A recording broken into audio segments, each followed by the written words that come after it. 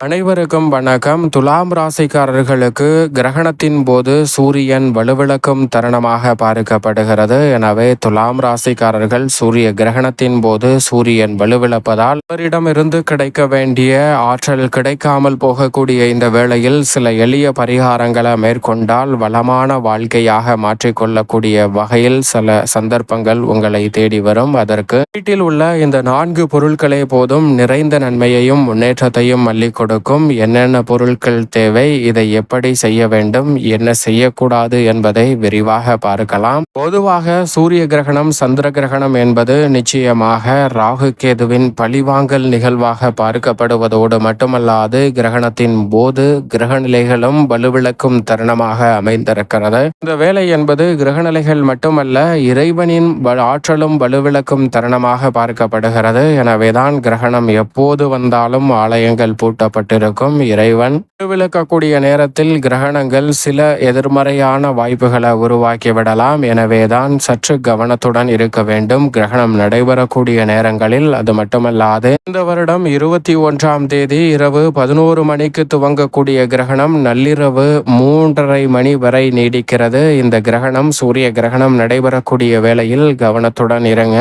அப்படி இருப்பதால் பல சிரமங்களை தவிர்த்து நன்மையை நிறைவாக உங்களுடைய வாழ்வில் உறுதியாகவே பெற்றுக்கொள்ள முடியும். பொதுவாகவே சூரிய கிரகணம் சந்திர கிரகணம் என்பது சூரியன் வலுவிழக்கும் தருணமாக சூரிய கிரகணமும் சந்திரன் வலுவிழக்கும் தருணமாக சந்திர கிரகணமும் அமைந்திருக்கிறது. சந்திர கிரகணத்தின் போது சூரியன், பூமி, சந்திரன் ஆகிய மூன்றும் ஒரே நேர்கோட்டில் வரும்போது மிக வலுவாக பூமியின் நிழல் சந்திரனின் மீது விழுவது சந்திர கிரகணம் என்று அழைக்கப்படுகிறது. அதாவது சந்திரன் இயற்கையாகவே சூரிய ஒளியை முழுமையாக உள்வாங்கி பிரதிபலிக்கக்கூடிய ஆற்றலை வெளிப்படுத்துவார். சந்திர கிரகணத்தின் போது நடுவில் பூமி வருவதால் முழுமையாக சூரியனின் ஒளி சந்திரனை சென்றடையாமல் தடுத்து விடுகிறார் பூமி. எனவேதான் சந்திரன் பிரகாசிக்கும் தன்மையை இழக்கிறார். அவருடைய ஆற்றலை இயற்கையாக இழப்பதால் சந்திரன் வலுவிழக்கும் நேரம் என்று அழைக்கப்படுகிறது. அந்த வேளை சந்திர கிரகணம் என்று அழைக்கப்படுகிறது. அந்த நேரத்தில் கவனத்துடன் இருக்க வேண்டும். அதே போன்று சூரிய கிரகணம் என்பது சூரியன் வலுவிழக்கும் தருணமாக அமைந்திருக்கிறது.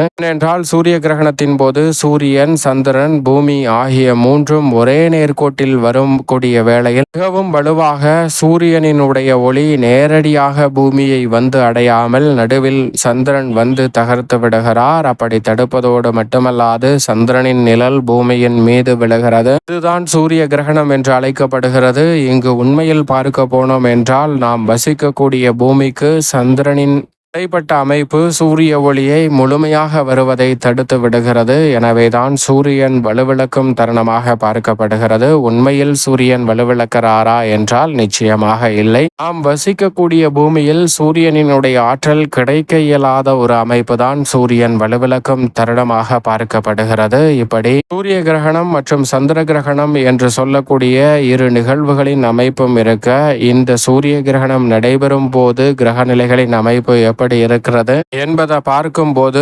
உறுதியாகவே மிகவும் வலுவாக விரயஸ்தானத்தில் சூரியனும் சந்திரனும் இணைந்திருக்கக்கூடிய இந்த தருணத்தில் விரயாதிபதியும் விரயத்தின் உச்ச அதிபதியுமாக இருக்கக்கூடிய புதன் அங்கு உச்சம் பெற்றிருக்கிறார். சூரியன், சந்திரன், புதன் ஆகிய 3 கிரகநிலைகளும் இணைந்து விரயஸ்தானத்தில் இருப்பது சற்று சாதகமற்ற அமைப்பாக பார்க்கப்பட்டாலும் கூட அங்கு புதன் உச்சம் பெற்றிருக்கிறார். அது மட்டுமல்லாது அதற்கு பிறகு சந்திரன் வளர்பிறை சந்திரனாக மாறி ஜென்மத்திற்குள் நுழைகிறார். அதை தொடர்ந்து நவராத்திரி பண்டிகை துவங்குகிறது. அதோடு மட்டுமல்லாது மிக வலுவாக மகாலய அமாவாசையும் வருகிறது. எனவே மிக முக்கியமான நிகழ்வுகள் நடைபெற இருப்பதால் அதிரடியான மாற்றம் கிரகணத்திற்கு பிறகு உறுதியாகவே உண்டு. அதோடு மட்டுமல்லாது இந்த வேளையில் மிகவும் வலுவாக லாபஸ்தானமாகிய 11ஆம் இடத்தில் ராசியின் அதிபதியான சுக்கிரனும் மோட்சக்காரகரான கேதுவும் இணைந்திருப்பது அபரிவிதமான நன்மைக்கும் முன்னேற்றத்திற்கும் அடித்தளம் கூடிய வகையில் பல்வேறு வகையான நல்ல வாய்ப்புகளையும் சந்தர்ப்பங்களையும் இந்த வேளையில் அபரிவிதமாக உருவாக்கி கொடுக்கிறது.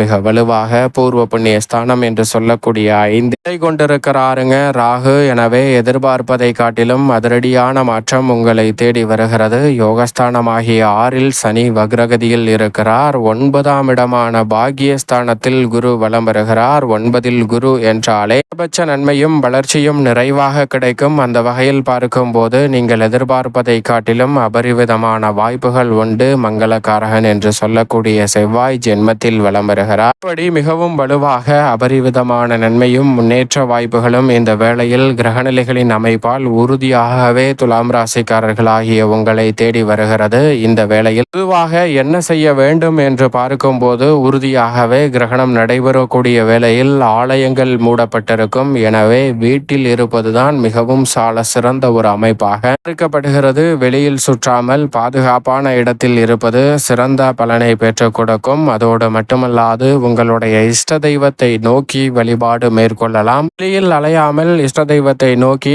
தியானம் செய்யலாங்க. தியானமும் நேர்மறையான எண்ணங்களுடன் இருப்பது நிறைந்த நன்மையை அள்ளி கொடுக்கும். இரவு நேரம் என்பதால் ஓய்வெடுக்கலாம், பெரிய அளவில் பிரச்சனை இல்லை. ஆனால் தேவையற்ற எதிர்மறை எண்ணங்களை மட்டும் தவிர்ப்பது நன்மை நிறைந்த வாய்ப்பை ஏற்படுத்தி கொடுக்கும். என்னவெல்லாம் செய்யக்கூடாது என்று பார்க்கும்போது உறுதியாகவே கிரகணம் நடைபெறும் போது சமைக்க கூடாது. காய்கறிகளை வெட்டுதல் போன்ற பணிகளை மேற்கொள்வதை நிச்சயமாக தவிர்க்கக்கூடிய ஒரு தருணமாகவும் இருக்கிறது. அது மட்டுமல்லாது உணவு சாப்பிடுதல், தண்ணீர் குடித்தல் போன்றவற்றையும் கிரகணம் நடைபெறக்கூடிய வேளையில் தவிர்ப்பது நல்லது. அத்தியாவசிய பணிகளை தவிர மற்ற நேரங்களில் வீட்டில் பாதுகாப்பாக இருப்பது நல்லது. வீட்டில் இந்த கிரகண தோஷத்தை குறைக்கக்கூடிய தர்ப்பை மற்றும் துளசியை உடன் வைத்திருப்பதால் கிரகண தோஷ பாதிப்புகள் உறுதியாகவே வலுவாக கட்டுக்குள் வரும் அமைப்பாகவும் பார்க்கப்படுகிறது. நவீன ஆயுதங்கள், கூர்மையான உபகரணங்கள் போன்ற பணிகளை பயன்படுத்தி செயல்படுத்தக்கூடிய பணிகளை மேற்கொள்கிறவர்கள் அதை தவிர்ப்பது, இந்த கிரகணம் நடைபெறும் போது மட்டும் தவிர்ப்பது நல்லதாக அமையும். அது மட்டுமல்லாது இந்த தருணத்தில் உறுதியாகவே சுபகாரியம் சார்ந்த பேச்சுவார்த்தைகள் போன்றவற்றை முக்கியமாக மேற்கொள்ளக்கூடாது. சுபகாரியங்களையும் திட்டமிட்டு நடத்தக்கூடாது. ஏனென்றால் காரிய தடைகளை சந்திப்பதோடு மட்டுமல்லாது நீங்கள் நினைத்தபடி கைகூடாமல் போகி ஒருமுறையாக அமைந்து விடுவதற்கான சாத்தியக்கூறுகள் உண்டு. எனவே உறுதியாகவே இந்த சுபகாரியங்களை நிச்சயமாக தவிர்க்க வேண்டும். பயணங்களை மேற்கொள்ளக்கூடாது. புதிய பயணங்கள் துவங்குவதையும் தவிர்ப்பது நல்லதாக அமையும். இதேபோன்று உறுதியாக நகம் வெட்டுதல், முடி சீவுதல், பல் திருத்துதல் போன்றவற்றை நிச்சயமாக தவிர்க்க வேண்டும். குளித்தல் உள்ளிட்ட பல துப்புரவு பணிகள் எதுவாக இருந்தாலும் அவற்றை மேற்கொள்ளக்கூடாது. உங்களது அழகை பராமரிக்கக்கூடிய வகையில் இருக்கக்கூடிய பணிகளாக இருந்தாலும், வீட்டை சுத்தம் செய்தல் உள்ளிட்ட பணிகளாக இருந்தாலும் உறுதியாகவே கிரகணம் நடைபெறும் போது நிச்சயமாக தவிர்ப்பது நல்லது. தூங்குவது தவிர்க்கக்கூடிய ஒன்று. இருந்தாலும் நேரம் என்பதால் பெரிய அளவில் பிரச்சனை இல்லை. ஓய்வெடுத்தாலும் நன்மை நிறைவாக உண்டு. அதோடு மட்டுமல்லாது முக்கியமாக வெளியில் சுற்றாமல் இருக்க வேண்டும். பயணங்களை மேற்கொள்ளாமல் இருக்க வேண்டும். தவிர்க்க முடியாத பயணம் என்றால் கிரகண பாதிப்பை குறைக்கக்கூடிய தர்ப்பையையும் துளசியையும் உடன் எடுத்து செல்லுங்கள். நிச்சயமாக கிரகணம் முடிந்ததற்கு பிறகு என்ன செய்ய வேண்டும் என்றால் குளித்துவிட்டு வீட்டை சுத்தம் செய்துவிட்டு வீட்டில் இருக்கக்கூடிய தண்ணீரில் சிறிதளவு மஞ்சள் தூள் சேர்த்து வீடு முழுவதும் தெளித்து சுத்தம் செய்யவும். மஞ்சள் கலந்த நீரை வீடு முழுவதும் தெளிப்பதால் கிரகண தோஷம் முற்றிலுமாக விலகும். இப்படி இந்த 4 பொருட்கள் போதும் வாழ்க்கையை கிரகணத்திற்கு பிறகு உருவாக்கி கொள்ளக்கூடிய நல்ல வாய்ப்பும் சந்தர்ப்பமும் உறுதியாகவே உங்களை தேடி வரும்.